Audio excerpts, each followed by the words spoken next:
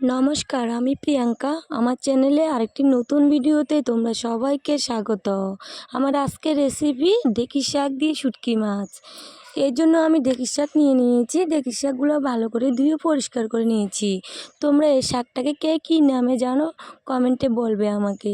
এই শাকটা বিশেষ করে বনে জঙ্গলে পাওয়া যায় আমাদের এখানে সবাই এটাকে ঢেঁকি শাক বলে জানে। আর এগুলো ভালো করে ধুয়ে আমি ছোটো ছোটো করে কেটে নিয়েছি। দেখো, আমি আগে থেকে কাটলা বিচিগুলো কেটে রেখে দিয়েছি ছোটো ছোটো করে। কড়াই পরিমাণ মতো জল দিয়ে আমি কাটলা বিচিগুলো সিদ্ধর জন্য ঢাকা দিয়ে বসিয়ে দিয়েছি।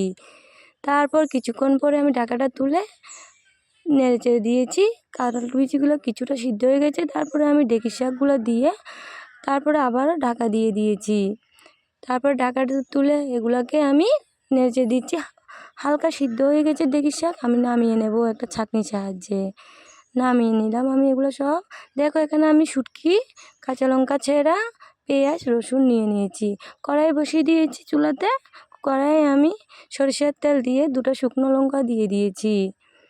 তারপরে আমি পেঁয়াজ কুচিগুলি দিয়ে কিছুক্ষণ নেড়ে চেড়ে দিয়েছি। হালকা যখন পেঁয়াজটা ভাজা হয়েছে তখন আমি রসুন কুচিগুলো দিয়ে দিয়েছি। রসুন কুচি, কাঁচা লঙ্কা কুচিগুলো দিয়ে আবারও একটু ভেজে নিয়েছি। তারপরে আমি শুটকিগুলোকে দিয়ে দিয়েছি। এটা কিন্তু শীতল শুটকি, দিয়ে একটু ভেজে নিয়েছি। তারপরে আমি ঢেঁকি শাক আর কাঁঠালি বিচিটা দিয়ে আর একটু নেড়ে চেড়ে নেব।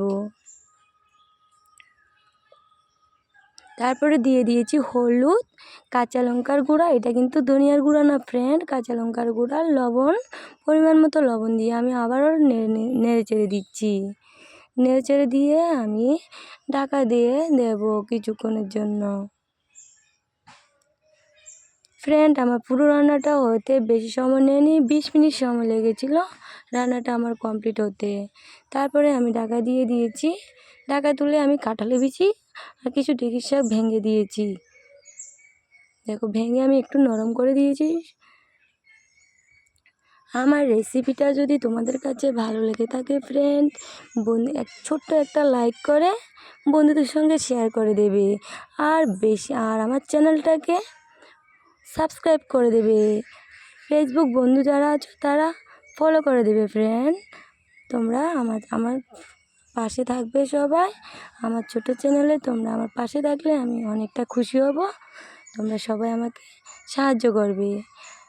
টাটা ফ্রেন্ড, সবাই ভালো থাকবে।